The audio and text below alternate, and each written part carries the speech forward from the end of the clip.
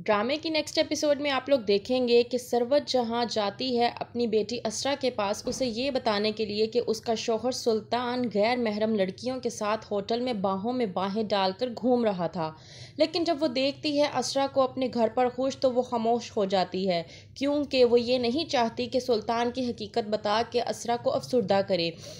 سروت جہاں کا کہنا ہے کہ میری بیٹی کی چند مہینوں کی شادی ہے جس پر میں طلاق کا دھبا نہیں لگا سکتی۔ جا کر بتاتی ہے علیزے کو کہ اس نے سلطان کو کسی اور لڑکی کے ساتھ ہوٹل میں باہوں میں باہیں ڈالے دیکھا ہے۔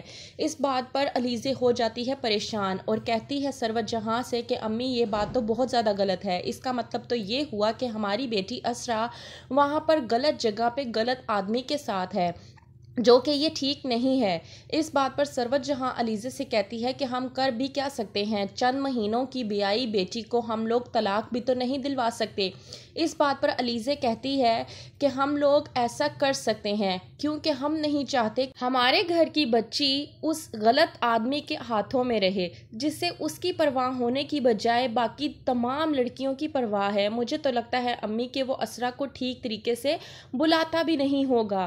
اسرا جو کہ سلطان کی خاطر کیا کچھ کرنے کے لیے تیار ہے، اپنی تمام تر آسائشیں چھوڑ کر اس کے لیے آئی، لیکن پھر بھی سلطان کو اس بات کا خیال نہیں ہے۔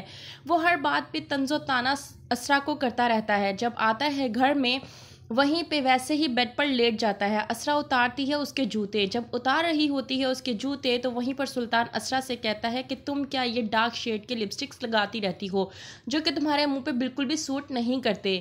یہ بات سن کر اسرا افسردہ ہو جاتی ہے اور جس نے سلطان کی خاطر اپنے تمام تر کپڑوں کو بدل ڈالا اس نے اب اپنے میک اپ کو بھی پوری طرح سے چھوڑ دیا ہے۔ تمام تر میک اپ کا سامان پکڑ کر وہ پھینک دیتی ہے ڈسٹ بن میں، کیونکہ وہ اپنے شوہر سے اس قدر محبت کرتی ہے کہ وہ اس کی خاطر سب کچھ کرنے کے لیے تیار ہے، اور یہاں تک کہ وہ یہ سب کچھ کر کے سلطان کو یہ دکھانا چاہتی ہے کہ وہ اس کے بغیر رہ نہیں سکتی۔ اور یہی بات اسرا کے لیے اس کی سب سے بڑی غلطی ثابت ہوئی ہے، کیونکہ جب سے اس نے سلطان سے یہ کہہ دیا ہے کہ وہی اس کے لیے سب کچھ ہے، وہ اس کے بغیر رہ نہیں سکتی، تبھی سے سلطان نے مزید اس کا جینا حرام کر کے رکھ دیا ہے، کیونکہ وہ جانتا ہے کہ میں کچھ بھی کر لوں یہ مجھے چھوڑ کر کہیں نہیں جانے والی۔